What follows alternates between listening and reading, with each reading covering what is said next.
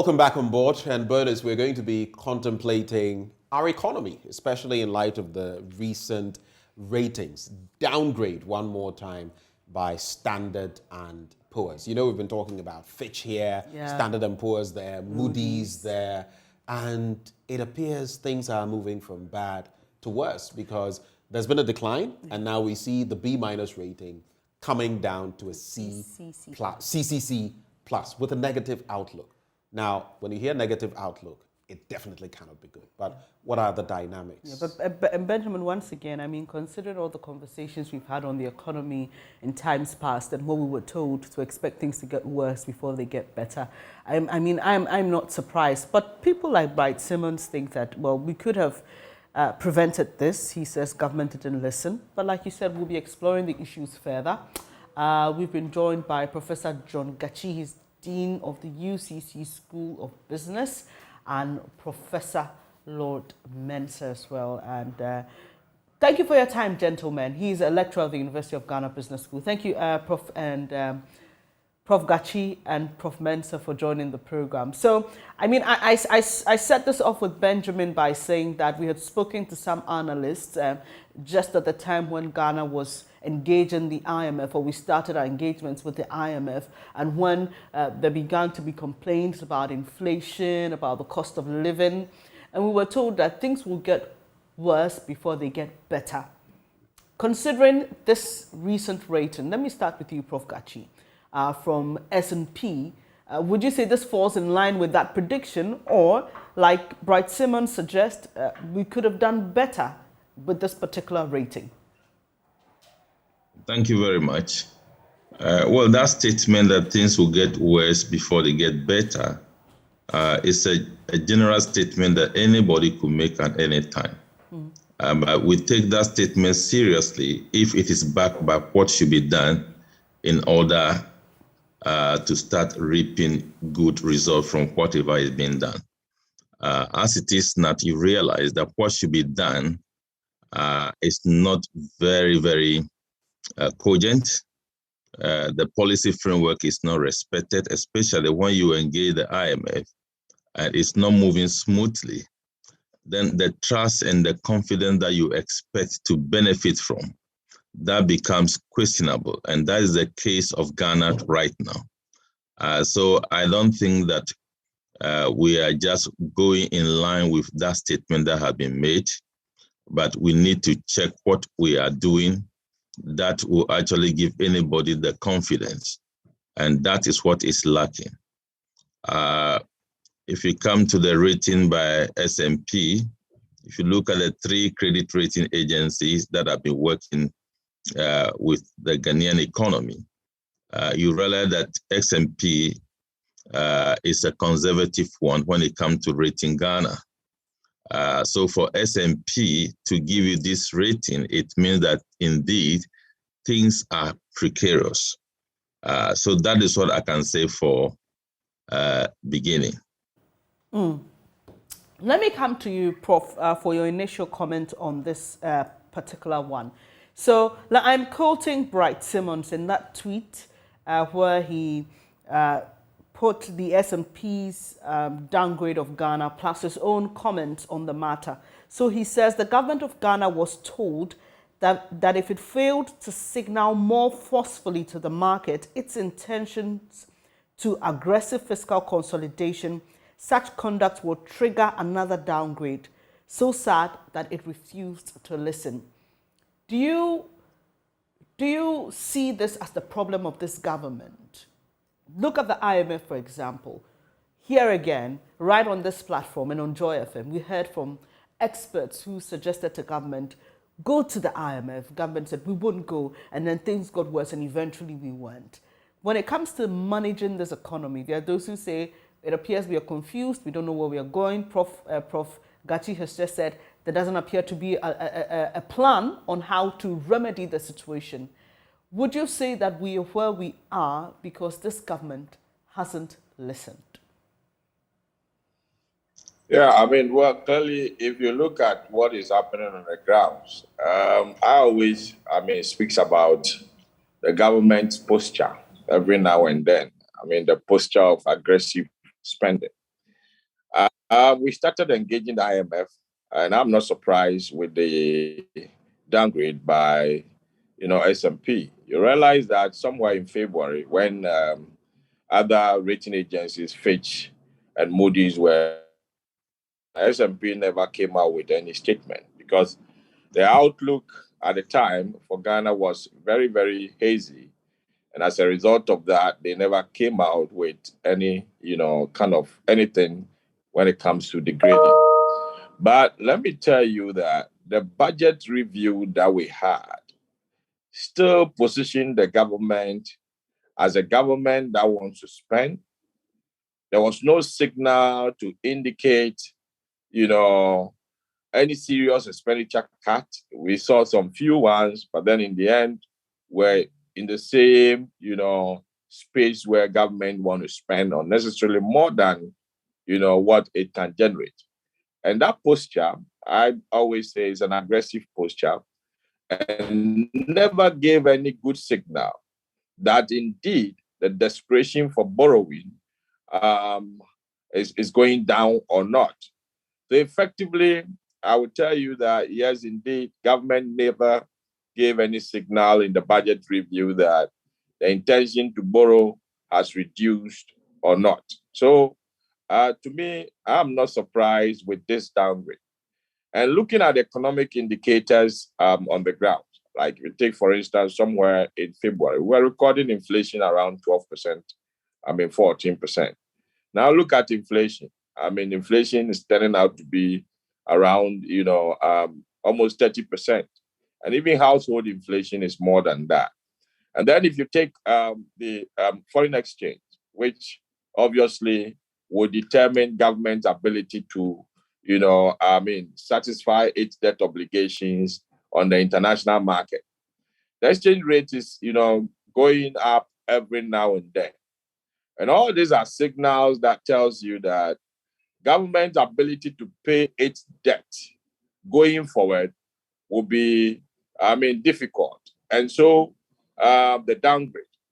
Now, if you look at the history, you realize that government has been adopting the lazy man's approach of managing this economy, which I always say that, going to the Eurobond market to borrow has come to replace our export-oriented policies. So policies like, 1D, 1F, making sure that at least we export more or we diversify our export.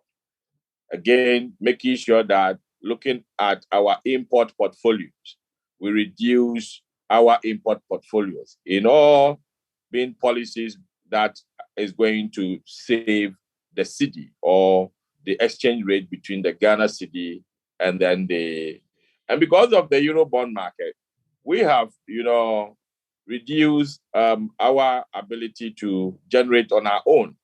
And as a result of that, has brought us this far. So I always say that the Eurobond came to, make our economic managers lazy, in managing the economy because it is hard to roll out policies and making sure that you see through to the policies and the policies will make impact in the end. But that has not been the case. We roll out policies, we don't see to the end. We are happy, to quantify how much we have spent. And then we are lazy also to talk about how much, what the impact of that expenditure is making on the economy. So as a result of that, we should have anticipated this downgrade. Of course, it's a transition. If you look at the ratings, either you transition up or you transition down. And looking at the numbers from the last time Moody's and Fitch, graded this country to B minus, we've not seen any improvement in our economic indicators. And by so doing, I wasn't surprised to see this triple C plus, downgrade. But then this triple C downgrade is just telling you that we are just one step away from a default. And so we have to do our assignment well. Other than that, the next time we'll go to triple C minus. But it all boils down to the government. government gave us, a verbal signal before engaging the IMF, which I was expecting it to reflect in the, in the, what we call it, in the media budget review. But we didn't see that. We saw we had government talking about fiscal measures to the extent of cutting down, government appointees to some level, their salaries by 30% and all those, their allowances by 30% and all those. We were thinking this will build up further into the mid-year budget review, but I did not see anything of that sort. Right. Even if I saw something of that sort, it was very, very, marginal. And then also let's look at the revenue enhanced measures that government was trying to put in place. All these things are things that are falling on rocks. I don't know whether it was the projections that we did not do right, or it's just Ghanaians who are not prepared to. Right, Prof. So in S&P's report, can you hear me, Prof? Sorry. Yeah. Sorry. Hello. Yes. Can you hear me, please? Yes. Can you hear me, please? Yes, we can. In the report by S&P, it stated that the COVID-19 pandemic and the Russian-Ukraine war magnified Ghana's fiscal and external imbalance. Magnified. So it didn't necessarily cause it. But we don't see an end in sight to the Russian-Ukraine war. For COVID-19, thankfully, we are largely out of the woods. So while we deal with the situation here and focus on the impact of the Russian-Ukraine war here, the IMF deal hasn't been established. We haven't yet concluded our talks. We don't have a deal. So what can government really do to prevent us from getting to that point where you just spoke about going into default? Hello, Prof? Yes, for now, it has to be... hello, can you hear me, please? We can now. Can you hear me, please? Yes. Yes. For now, it has to be aggressive measures. Which I know for political reasons, government knows Ghanaians will not be happy, but we have no choice.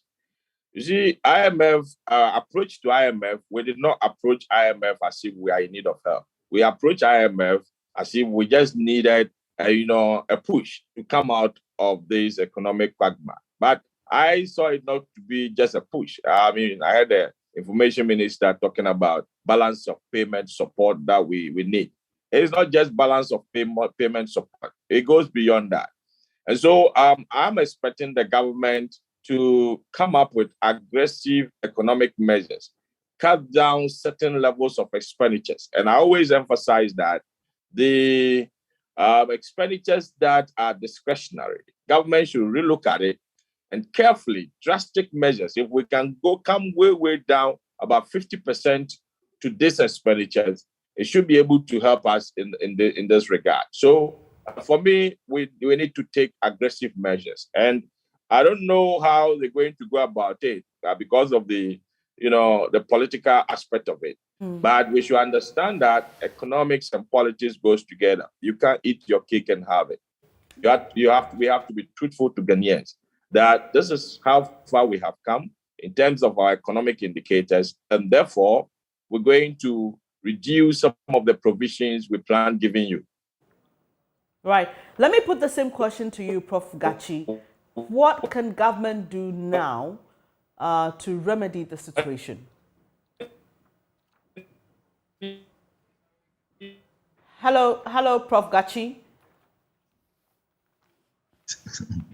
Yeah, I think I'm on now. Yes, you are. Let's hear your response, please. Yeah, I think the first thing that the government should do is to portray that we are really in difficulties.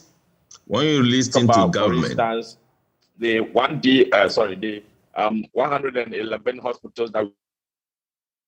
I think there's a mix-up. I think we lost Prof. Mensah, so he's back. So he's not aware you're answering a question. Prof. Mensah, if you can hear me, sorry, I think we lost you. Kindly hold on for me. Professor Gachi is responding to that same question that I posed to you. Prof. Gachi, please proceed with your response. Okay, thank you. I think the first thing that the government should do is to demonstrate to all of us that indeed we are in challenging times. The only time that the government seek to talk about the challenges we have is when they want to comfortably talk extensively about Ukraine-Russian effect on our economy and the COVID. See, if you keep on doing that, you are not assuring the market, you are not assuring those who are interested in your economy. It's as if you are saying because Ukraine is far away from you, it's a global factor. Therefore, you have nothing to do about it. And that posture is very bad. And that posture ought to change. And the utterances of government, we are cutting salt for this today, cutting salt for that today. When you are telling your people that we are in very difficult situation, and you know that most of the salt you are cutting, you don't have money to even start the work. But we continue to do that. So we are not expressing and demonstrating to the people that we are indeed in trouble. And that, I believe, when we do that, then we'll be able to focus on real cost-cutting measures and then focus on the revenue generation that we need to foster a faster process of coming out of this situation. A quick follow-up before my colleague Ben comes in, Prof. So you've spoken about cost-cutting measures. Some have suggested that the government should look again into the free senior high school program, which takes quite a lot of our annual budget, funding. So the president says, IMF bailout, my free SHS untouchable. We know what's happening with the free senior high school program, even when it comes to feeding. Suppliers are old. Students are not having enough nutritious meals a day. There are clearly challenges, and some have suggested, look, I think it may be they think it may be time for a review.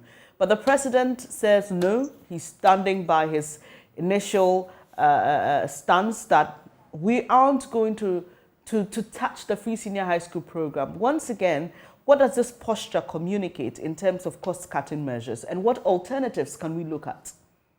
See, that posture communicates that government is not paying serious attention to the trouble in which we find ourselves.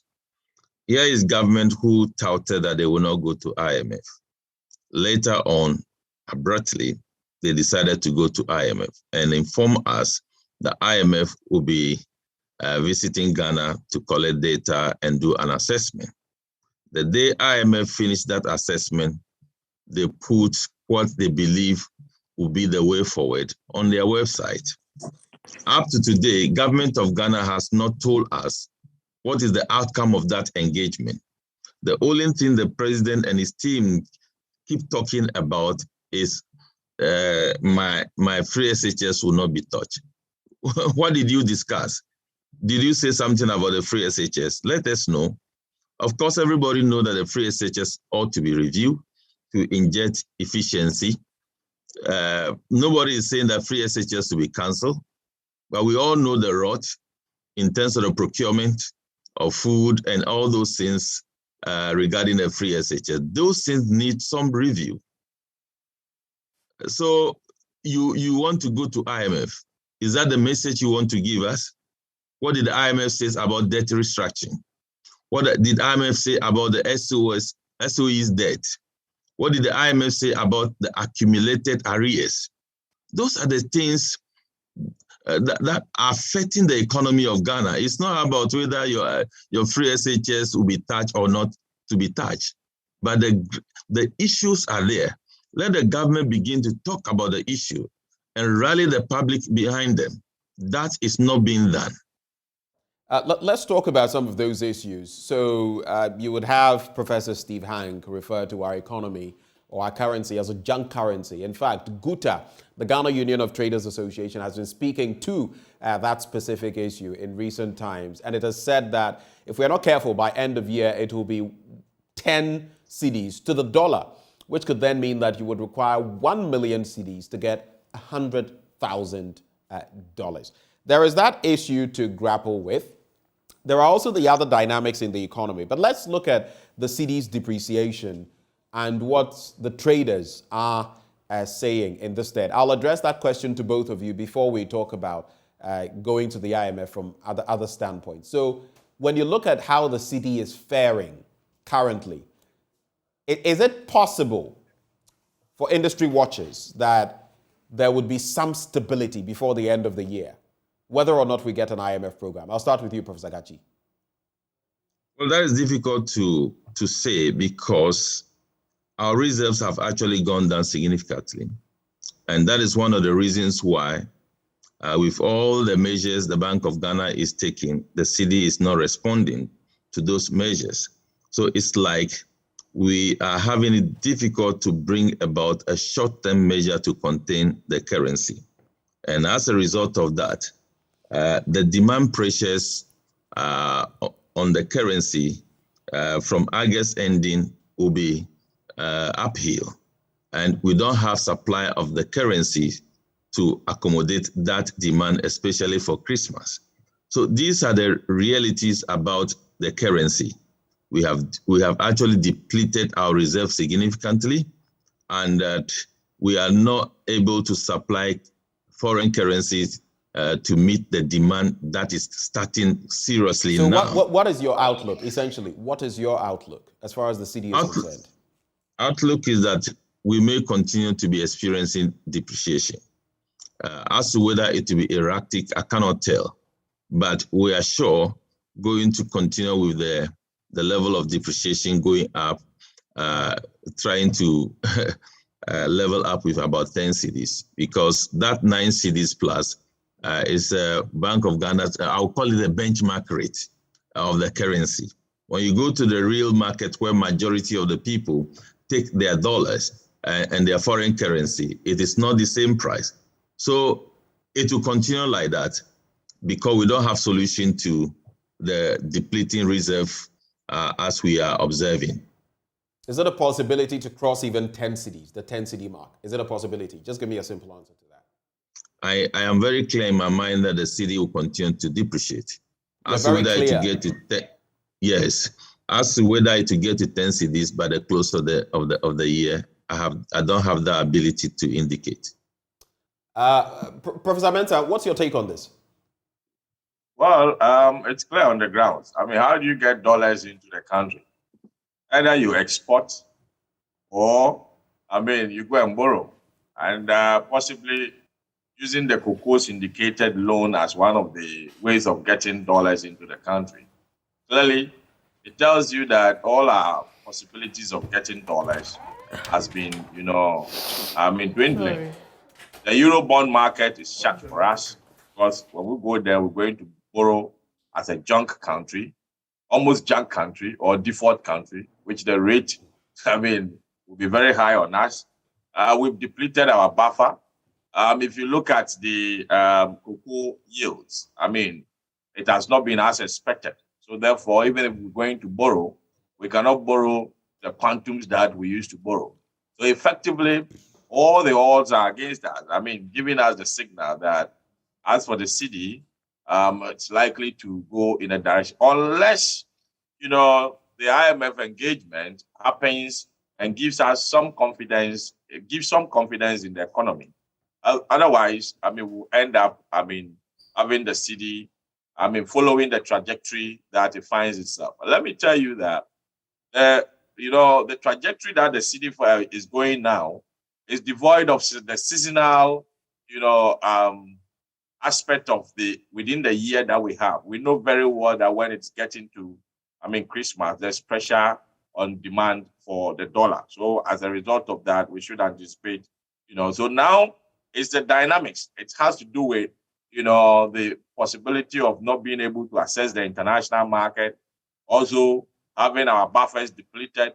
They are the structural ones causing this, upward swing in the cedi against the dollar. But we'll get to a point where the seasonal, demand will set in, which is getting close to the Christmas, where about 3 months to Christmas, where it is expected that, our imports have been an import-driven economy, businesses are going to stop buffer, and so they will start demand, and that will come with its own pressure.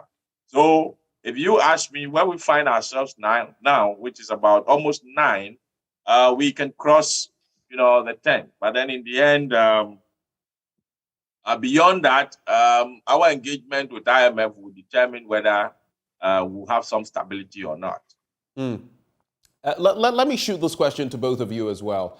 A former, member of parliament, also member of the Finance Committee of Parliament, Dr. Mark Esibe-Yeboah, who is of the stock of this current administration, the MPP, has had a lot to say about the bigger economic crisis and going to the IMF. So just contemplate this, gentlemen. We have a situation where our government is spending about 37.5 billion on salaries alone in just a matter of 6 months.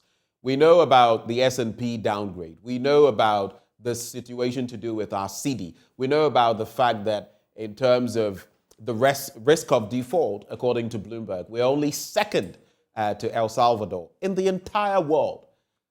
Now, when you look at that mix, Dr. Mark Esibe-Yeboah says we are on the very precipice and that action must be taken soon on the back of the latest Standard & Poor's downgrade. This is what he says, just to quote him. I want to know whether you agree. I'll stay with you, Professor Mensah. So, Dr. Mark Esibe-Yeboah says S&P's credit downgrade of Ghana has come at a very critical time. Their decision largely reflects our worsening fiscal and external balance sheets.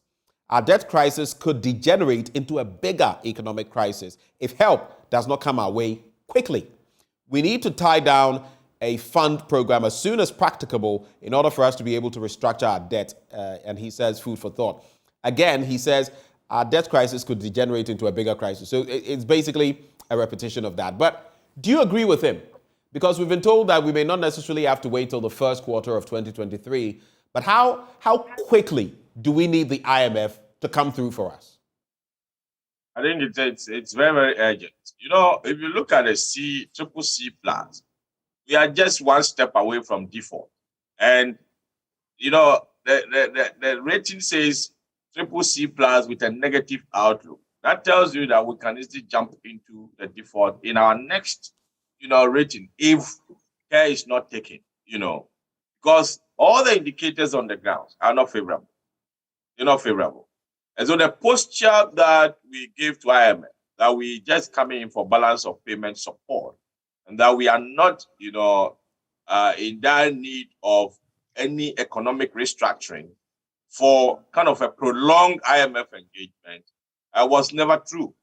And so effectively, we thought maybe IMF would just come in and then give us some rescue.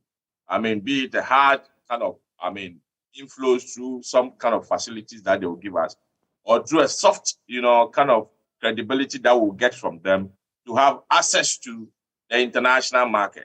Well, here when IMF came in, they gave the signal to Parliament that, they should go ahead, the two parties should go ahead to approve the 750 million loan that the government wants to borrow from the syndicated market, from the banks. And clearly it tells you that, yes, if we don't, do something about it, it's going to degenerate into something different altogether. Because for an IMF who is coming to rescue your situation, advising you that go and the two parties should come together to go and borrow, it tells you that in the immediate term, we need certain, buffer level to survive or to keep this economy. Okay, so Prof, very quickly, how much time do we have? Let's say, there was the caution earlier, go to the IMF. We didn't do that. We now have. But how much of a window do we have? 2 weeks, 1 month, 2 months, 3 months? What do you think? Our next interest obligations will be somewhere in December, interest payment. So right. I'm looking at a situation where we can get an immediate support so that we can meet, our interest payment in the next 6 months. So effectively, if you ask me, within the next 3 months, we should get, an inflow of the dollar. All right. Point made. Let me bring in Professor Kachi on that same point, and it's a wrap. Prof, over to you. Well, I think the slow pace of engagement with the IMF is by itself a risk to Ghana now, because many bilateral partners, multilateral partners were thinking that quicker engagement with the IMF in a progressive manner will give them direction as to whether they should come on board to support Ghana. The delay means that they are also delaying. They are shying away. So we don't have any bilateral partner to come on board now to cushion the kind of situation we find ourselves in. All because government is not forthcoming with, if I may say, the truth about the Ghanaian economy. The 750 million is largely to ensure that we don't default and we are able to shore up our reserve somehow. But if you look at what the Bank of Ghana has pumped in over the past 3 months, over the past 6 months, it's not anywhere near the 750 million. It was wiped away. This one too will be wiped away. So continuous delay in coming to a conclusion with the IMF program has become a very big risk for the economy. Well, a crucial point made there. This is where we'll have to hang up the conversation. But we're grateful that you took the time to join us, Professor John Gachi of the UCC Business School, and of course, Professor Lord Mensah of the University of Ghana Business School. Gentlemen, thank you so much for your time. But we have more coming up on the show. Yes, we do, Benjamin. We do have more on Wednesday. There will be the Graphic Business Stanbic Breakfast Meeting, and we'll be back to tell you more on what to expect. Do stay.